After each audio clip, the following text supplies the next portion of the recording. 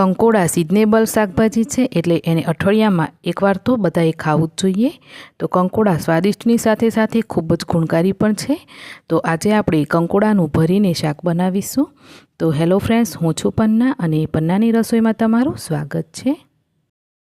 ભરેલા કંકોડાનું શાક બનાવવા માટે 250 ગ્રામ મેં મોટી સાઇઝના કંકોડા લીધા છે અને કંકોડા ચૂઝ કરતી વખતે એકદમ લીલા રંગના કંકોડા લેવાના અને ભરીને બનાવવા હોય તો આવી રીતે થોડા મોટી સાઇઝના લેવાના। કંકોડાને પાણીથી ધોઈ અને એને આગળ પાછળથી થોડું કાપી અને એને હટાવી દેશું।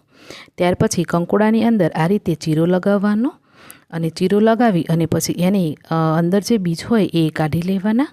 તો એ હળવા હાથે કરજો અને ચપ્પુની હેલ્પથી આ રીતે સાવધાનીથી બધા બી કાઢવાના છે। જો ઉતાવળ કરશો તો કંકોડા વચ્ચેથી તૂટી જશે। અને અહીંયા તમે જોઈ શકો કે મેં બધા જ કંકોડાને આ રીતે ખાલી કરી લીધા છે। મોટી સાઈઝનું કંકોડું હોય તો તમે એને વચ્ચેથી કાપી અને ખાલી કરી શકો છો। તો હવે કંકોડાનો મસાલો બનાવવા માટે એક મિક્સર લેશું। એની અંદર મેં 1 પેકેટ ગાંઠિયાનું લીધું છે। તો ગાંઠિયા હોય તો ગાંઠિયા, ના હોય તો પાપડી લેવાની, જે બેસનની પાપડી આવે એ। હવે 1 ચમચી ગોળ નાખીશું, 1 ટુકડો આદુનો, 3 લીલા મરચાં, 6 થી 7 કળી લસણ, 1 ચમચી સફેદ તલ, અડધો લીંબુનો રસ નાખીશું, 1 ચમચી ધાણા જીરું પાવડર, 1/4 ચમચી ગરમ મસાલો, 1 ચમચી લાલ મરચું પાવડર અને અડધો ચમચી હળદર પાવડર, અડધો ચમચી આખું જીરું અને 1/4 ચમચી આખી રાઈ અને સ્વાદ પ્રમાણે મીઠું નાખીશું। ત્યાર પછી આ બધું જ આપણે પીસી અને એનો મસાલો બનાવી લેશું। તો આ રીતે સિમ્પલ રીતથી તમે કંકોડાને ભરીને બનાવજો ફ્રેન્ડ્સ, બહુ જ સ્વાદિષ્ટ બને છે।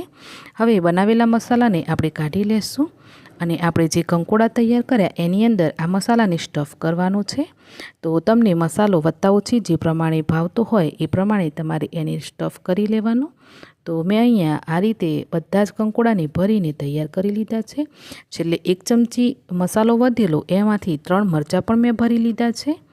તો હવે કંકોડાનો વઘાર કરવા માટે કઢાઈની અંદર 2 ચમચી તેલ અને 6 થી 7 કળી લસણને ચોપ કરીને નાખીશું, અડધો ચમચી રાઈ, અડધો ચમચી જીરું, અડધો ચમચી હિંગ નાખી અને ચપટી જેટલી હળદર નાખીશું।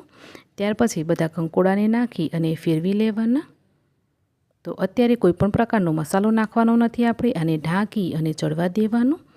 તો જેવું 2 થી 3 મિનિટ માટે ચડવા દીધા પછી આપણે જે મસાલો પીસેલો એ મિક્સીની અંદર પાણી લઈ અને એને મિક્સ કરી લેવાનું અને આની અંદર એડ કરવાનું, જેથી આપણું મિક્સીની અંદર રહેલો મસાલો છે એ વેસ્ટ નહીં જાય। હવે ઢાંકી અને શાકને આપણે વચ્ચે વચ્ચે ફેરવતા જઈ અને જ્યાં સુધી એ ચડે ના ત્યાં સુધી ચડવી લેવાનું। તો શાક ચડ્યું ત્યાં સુધીમાં મેં રોટલી પણ બનાવીને તૈયાર કરી લીધી છે। કંકોડાના શાકને ચડતા 15 મિનિટ જેટલો ટાઈમ થઈ ગયો છે, ત્યાં સુધીમાં મેં રોટલી બનાવી અને અહીંયા તમે જોઈ શકો તો આપણું કંકોડાનું શાક પણ બરાબર ચઢીને તૈયાર થઈ ગયું છે। થોડું એને ચમચીથી દબાવી અને કંકોડાને તોડી ચેક કરી લેવાનું। તો આ જુઓ, આ રીતે ચેક કરી લેવાનું, જેથી કંકોડું એકદમ સોફ્ટ થઈ ગયું છે અને એનો મસાલો પણ સરસ એવો ચઢીને આપણું શાક બની ગયું છે।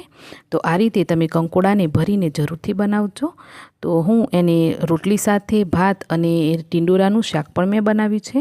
તો બધાની સાથે હું એને સર્વ કરીશ અને આ મેં બનાવ્યા છે લીલા રંગના ઢોકળા, એકદમ હેલ્ધી દાળથી બનાવ્યા છે અને કઈ રીતે બનાવ્યા એની રેસીપી પણ હું તમારી સાથે જલ્દીથી શેર કરવાની છું। તો ચેનલને જરૂરથી સબસ્ક્રાઈબ કરી રાખજો। તો ચાલો પછી આપણું આજનું જમવાનું બનીને તૈયાર થઈ ગયું છે, તો હું તો ચાલી આને ખાવા માટે।